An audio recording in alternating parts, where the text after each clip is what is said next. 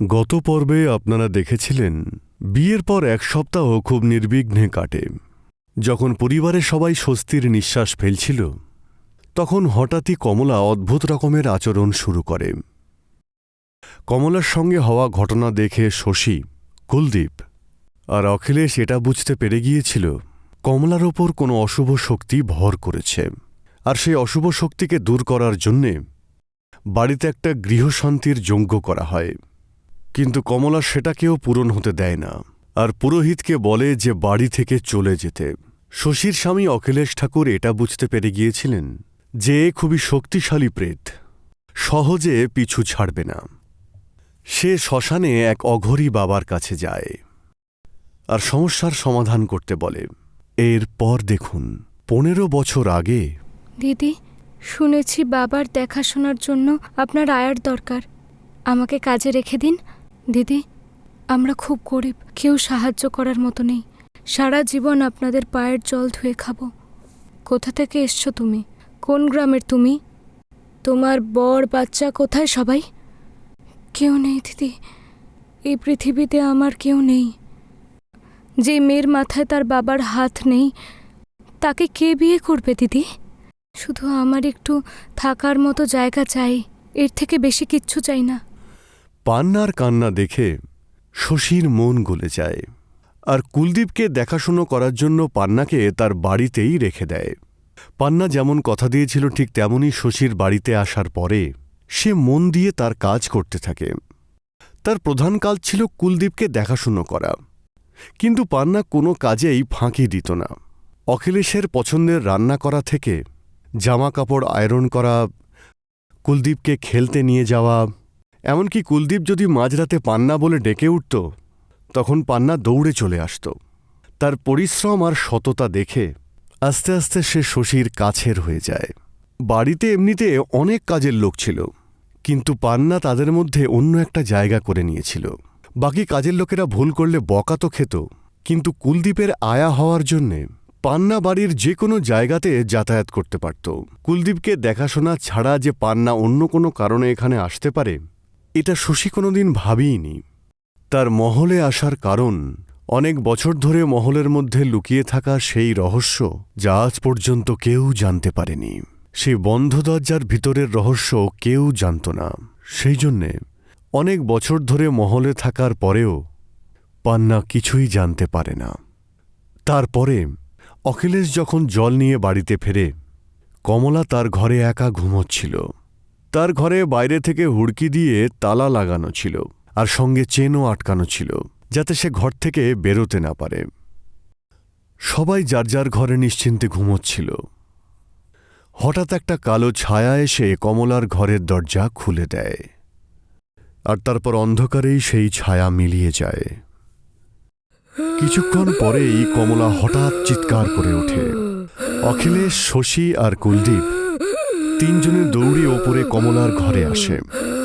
তারা এসে দেখে তাদের দরজায় লাগানো চেন আর তালা ভেঙে ঝুলছে, আর ঘরের দরজা খোলা রয়েছে।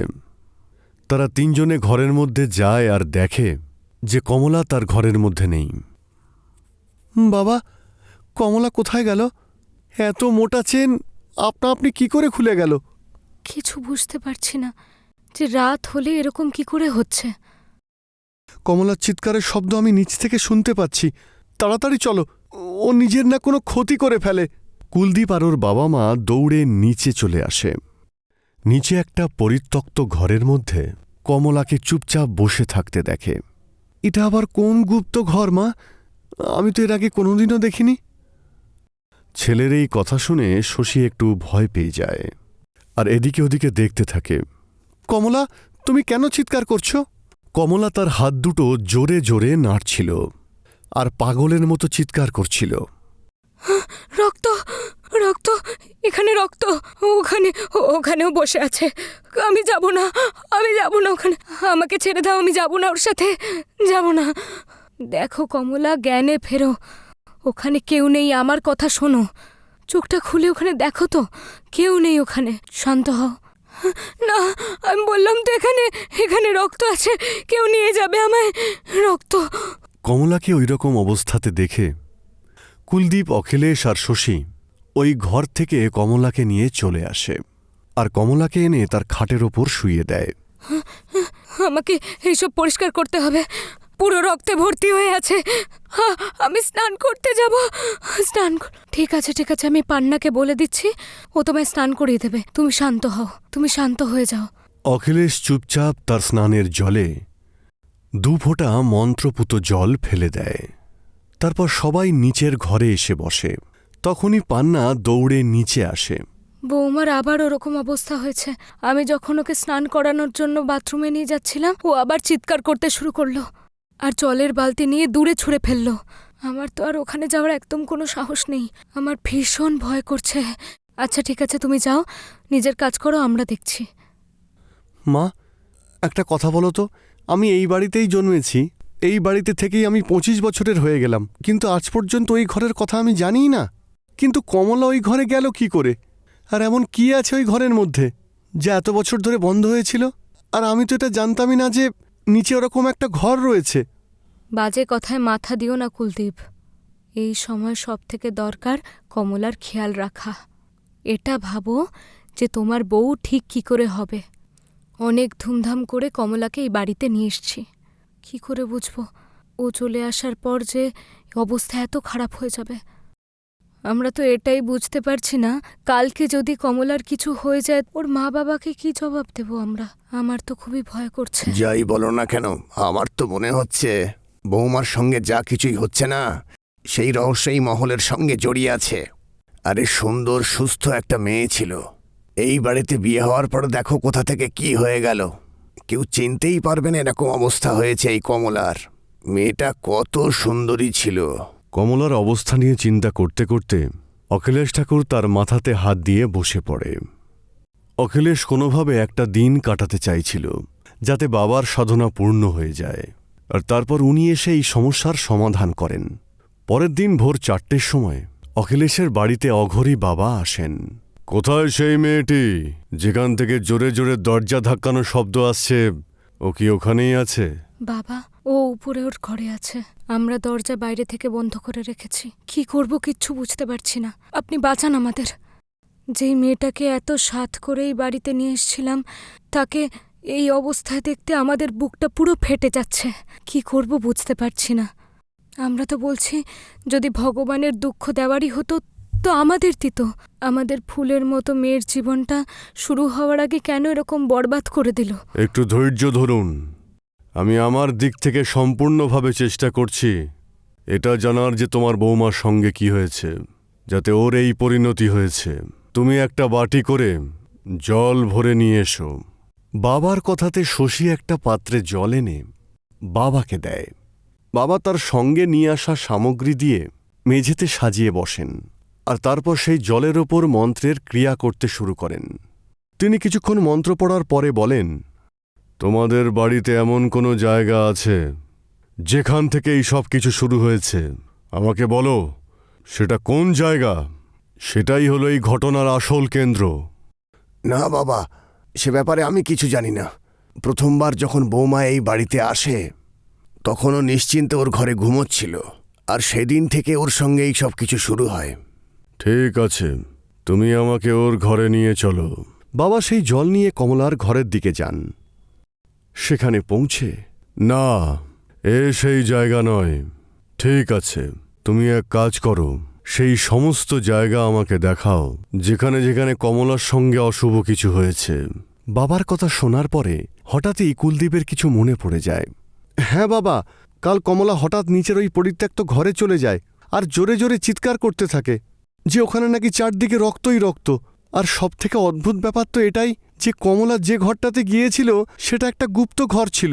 ওই ঘরের কথা তো এর আগে আমিই জানতাম না, কিন্তু ও ওখানে কি করে গেল? নিশ্চয়ই ওই ঘরের সঙ্গে এই ঘটনার সম্পর্ক আছে। তুমি আমাকে ওই ঘরে নিয়ে চলো। বাবার কথা শুনে কুলদীপ বাবাকে সেই ঘরের কাছে নিয়ে যায়। সেই ঘরে গিয়ে বাবা জলের পাত্রটা ঘরের মধ্যে রেখে দেন আর মন্ত্র উচ্চারণ করতে শুরু করেন। কিছুক্ষণ পরেই পাত্রের মধ্যে রাখা জল জোরে জোরে নড়তে থাকে। আমার সন্দেহ একদম সঠিক ছিল। এই হলো সেই ঘর যেখান থেকে এই ঘটনার শুরু হয়েছে। এই ঘরে এক শক্তিশালী আত্মা বাস করে। জলের এই নড়াচড়া দেখেই বুঝতে পারছি যে এই আত্মা কোনো সাধারণ আত্মা নয়, এটা একটা শয়তানি আত্মা যা খুব শক্তিশালী। সাধারণত এই পাত্রে রাখা জল এত জোরে নড়াচড়া করে না। যেভাবে এই পাত্র নড়ছে, আমি বলবো তোমরা এখান থেকে চলে যাও। এখানে থাকাটা তোমাদের জন্য ভালো হবে না। বাবা সবাইকে নিয়ে সেই ঘর থেকে বেরিয়ে আসেন। এই ঘরটা এখানে কতদিন ধরে আছে? তুমি তো নিশ্চয়ই কিছু জানো এই ঘরের ব্যাপারে, না হলে এইভাবে কেউ গোপন করে রাখে না কোনো ঘর। এই ঘরের মধ্যে কোনো না কোনো রহস্য তো আছে। বাবা, এমনিতে এই মহলটা তো আমার পূর্বপুরুষদের। আমার দাদুর বাবা এই মহলটা বানিয়েছিলেন, কিন্তু আমার ছোটবেলা এখানেই কেটেছে। আমার খুব ভালো মতো মনে আছে, এখানে এরকম গোপন কোনো ঘর ছিল না। কোনো একটা ঘরকে ছোট করে এই গোপন ঘর বানানো হয়েছে। আর এটা কে করেছে আর কেন করেছে সেসব আমি জানি না। যদি তুমি কিছু জানো তাহলে বলে দাও, তবে আমার কাছে সত্যিটা বের করার আরও অনেক উপায় আছে। আমি আমার সিদ্ধির দ্বারা ওই আত্মার কাছ থেকে সব জেনে নিতে পারবো, তবে তাতে হয়তো অনেকটা সময় লেগে যাবে। আর সেটা হলে তোমার বৌমাকে ওই আত্মা কোনো ক্ষতি করে দিতে পারে। নিশ্চয়ই তোমরা কিছু লুকোচ্ছ। যদি সত্যিটা না বলতে চাও তাহলে ঠিক আছে, তাহলে আমি কিন্তু তোমার বৌমাকে হয়তো বাঁচাতে পারবো না। আমার দিক থেকে আমি শুধু চেষ্টা করতে পারি। তুমি বলেছিলে তোমার বৌমার সঙ্গে বিয়ের আগেও কিছু অশুভ ঘটেছিল। আগে হ্যাঁ বাবা, আমার বৌমার লাল রঙের চুড়ির বদলে হঠাৎ চুড়িগুলো কালো হয়ে গেছিল। ওই কালো চুড়িগুলো এখনো আছে তোমাদের কাছে? যদি থাকে এখনই নিয়ে এসো। বাবার কথা শোনার পরে শশী তাড়াতাড়ি তার ঘরে যায় আর কালো চুড়িগুলো নিয়ে বাবার সামনে আসে। এই নিন, বৌমার হাত থেকে এই চুড়িগুলো খুলে আমি এগুলো নিজের কাছেই রেখে দিয়েছিলাম। বাবা কিছুক্ষণ চোখ বন্ধ করে মন্ত্র পড়তে থাকেন আর তারপর হাতে জল নিয়ে ওই চুড়ির মধ্যে ছিটিয়ে দেন। চুড়িগুলোর রং হঠাৎ বদলে যায়, চুড়িগুলো লাল রঙের হয়ে যায়। এই দেখো, এই চুড়িগুলো কোনোদিনই কালো ছিল না। এগুলো হলো সেই লাল চুড়ি যা তোমরা তত্ত্বে পাঠিয়েছিলে। কেউ কালো জাদু করেছে ওর ওপর, কোনো তন্ত্র প্রয়োগ করা হয়েছে।